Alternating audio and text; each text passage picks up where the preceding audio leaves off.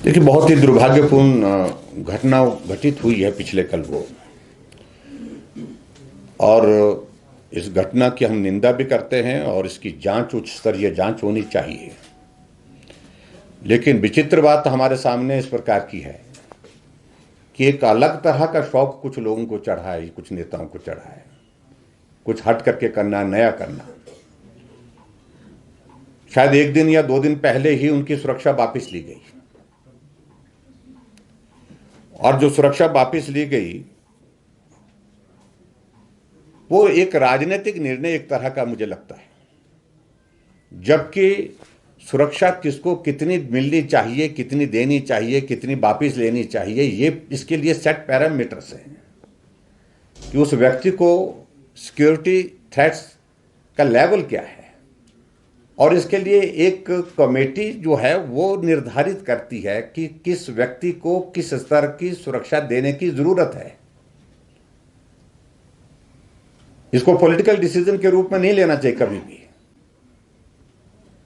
लेकिन अखबार में खबर बने, पूरे देश भर में खबर बने कि हमने ये कर लिया, मैं समझता हूं कि वो उचित नहीं है। और जिस तरह से कल इस घटना को अंजाम कुछ लोगों ने दिया है, AK-47 लोगों के हाथों में, और एक नहीं कई लोग उसमें थे बेचारे। लगभग 30 से 40 राउंड गोली के वहां पर चले,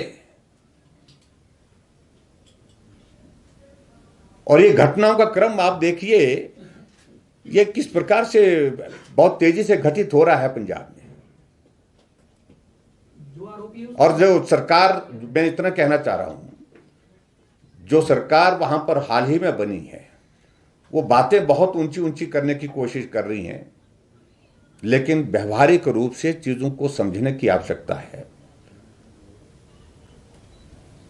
पंजाब के लोग हमारे हिमाचल प्रदेश में खालिस्तान का झंडा फहरा करके चले गए थे, लेकिन हम उनको वो तीसरे दिन, हम उनको एक को तीसरे दिन, एक को हमको 2 दिन और लगे, 5 दिन के अंदर हम उनको उठा करके ले आए।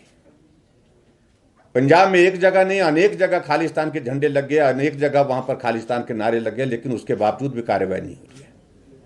इसका अभिप्राय क्या है कि वहां की सरकार इन लोगों के खिलाफ कार्रवाई क्यों नहीं करना चाहती है। अभी 2 महीने की सरकार में AK-47 लोगों के हाथों तक कैसे पहुंच रही है। और यहां प्रधानमंत्री जी का मेरे को वो घटनाक्रम स्मरण आता है जब वो वहां पर रैली करने के लिए आए थे 5 जनवरी को,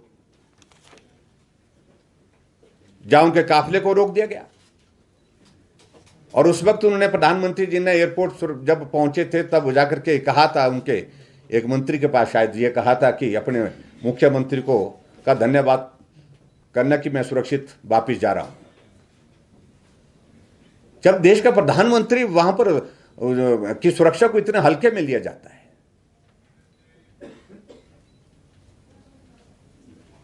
दो महीने की सरकार में मंत्रिमंडल में मंत्री को बर्खास्त करना पड़ रहा भ्रष्टाचार केस में।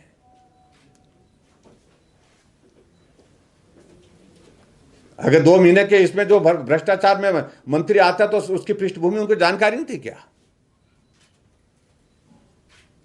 तो ऐसे में जो घटनाक्रम घटित हो रहा है लगातार पिछले कुछ अरसे से, ये नई सरकार जो पंजाब में बनी है, ये देश के हित में नहीं है, पंजाब के हित में तो बिल्कुल ही नहीं है।